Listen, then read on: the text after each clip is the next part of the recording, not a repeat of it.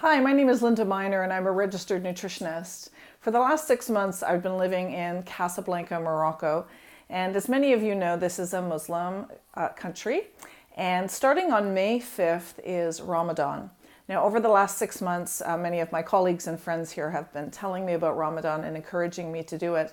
And in the beginning, I was quite nervous about it because what it is, it's a month of fasting.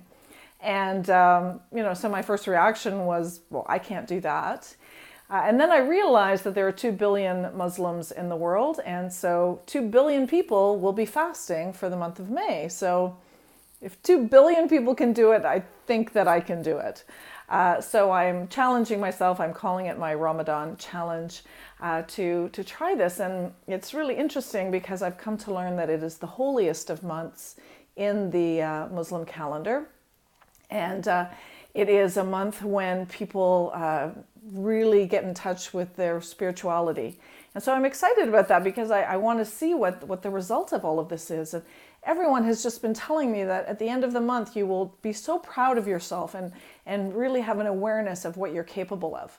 So what it entails is basically from dawn until sunset, you can't have anything, not even water.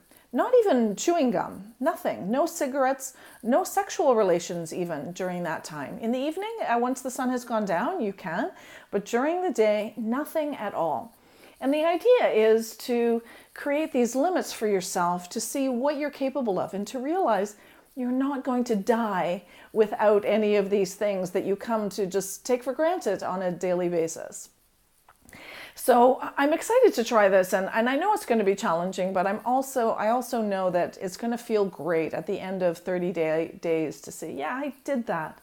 So I also want to challenge all of you to come on this journey with me, and it really has to do with tapping into what we're all capable of, and that we often say, oh, I can't do that, or I can't do that. That was my first reaction. I can't do that. I can't give up coffee. That was the first thought that I have, and then I realized, no, I can. Of course I can. So in fact, for the month of April leading up to Ramadan, that's the first thing that I'm going to do in advance of the month is give up coffee, because that's just one of my habits that I have every morning and throughout the day to drink coffee, and I won't be able to do that. So since it's already going to be a challenge for me, I thought let's try to make it a little easier on myself. So starting tomorrow, which is April 1st, I will not be having coffee. That also means not having sugar because I put sugar in my coffee.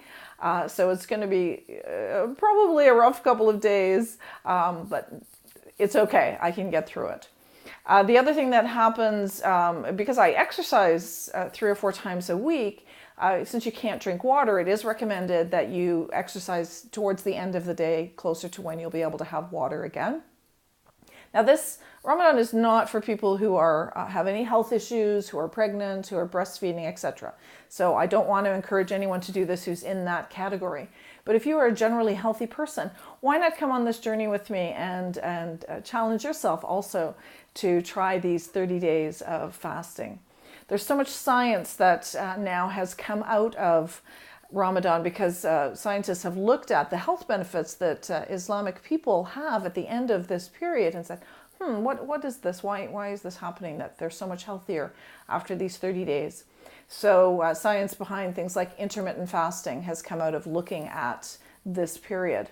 So over the coming month, I'm going to keep track of what I'm going through leading up to it. I'm going to give you some postings on some of the scientific studies that have been done, the spiritual part of it, what people are experiencing, some things that people have told me from their personal experiences, what they've gone through, and just generally getting ready for Ramadan. And then, of course, through the month, cataloging the ups and downs. I'm sure there'll be good days and bad days as I go through this. So I'm looking forward to it, and I'm hoping that as many of you as possible will join me on this journey. I think it will be quite exciting and really spiritually uplifting. So please join me and let me know if you are.